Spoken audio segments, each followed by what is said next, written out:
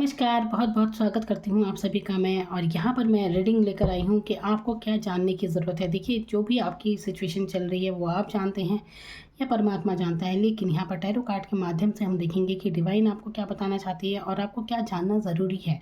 तो चलिए देखते हैं यहाँ पर क्या जानना ज़रूरी है आप, और आपके लिए क्या बातें हैं इसमें तमाम छुपी हुई आपके जीवन को लेकर। कौन सी बातें हैं जो आपको जाननी ज़रूरी है। तो चलिए देखते हैं यहाँ पर है।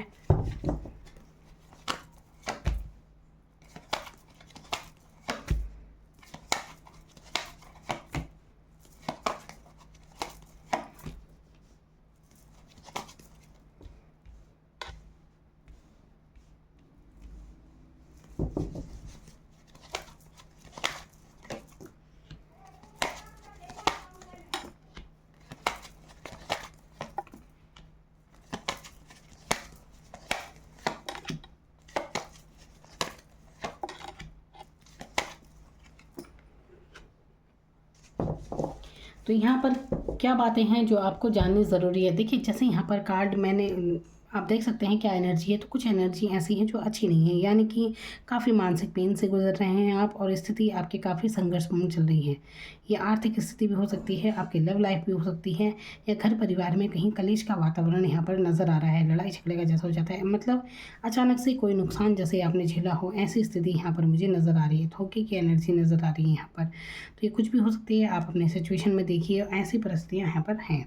कुछ ऐसा है कि आप प्रार्थनाएं कर रहे हैं भगवान से, जैसे ये है ना, ये सर पकड़ कर बैठा हुआ है इंसान, यानी कि कुछ है जो आपको परेशान कर रही हैं बातें, कोई ऐसी स्थिति यहाँ पर बनी हुई है।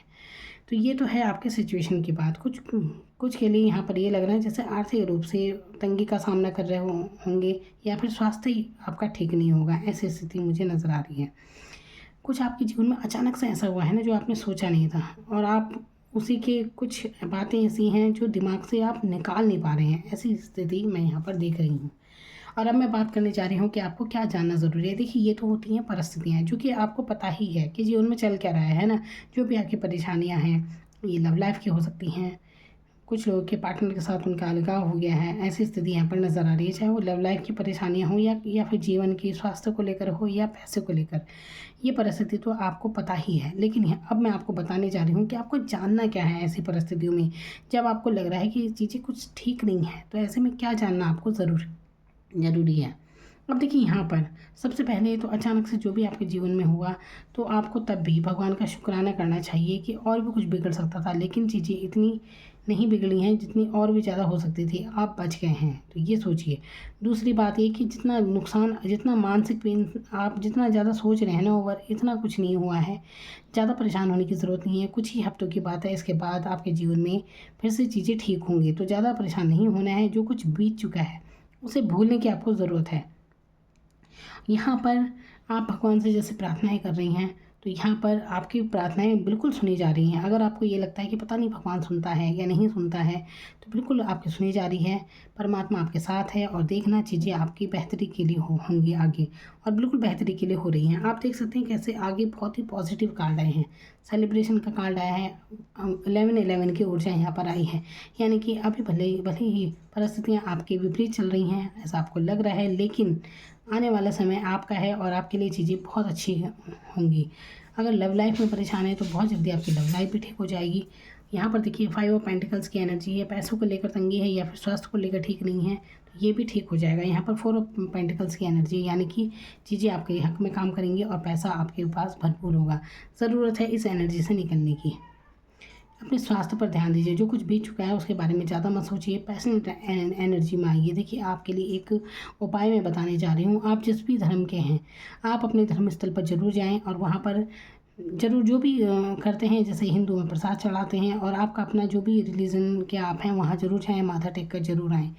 ऐसा करने के बाद देखना आपके जीवन में कैसे परिवर्तन आएगा। तो आपको धर्म स्थल पर ज़रूर जाना है, जिसे भी आप मानते हैं उनके समीप ज़रूर जाएँ, कनेक्शन बनाएँ। अध्यात्म से जुड़ने की ज़रूरत है। तो जैसे ही आप ये करेंगे तो देखना आपके जीवन में कैसे एकदम से चेंज आएगा, आप सोच भी नहीं सकते।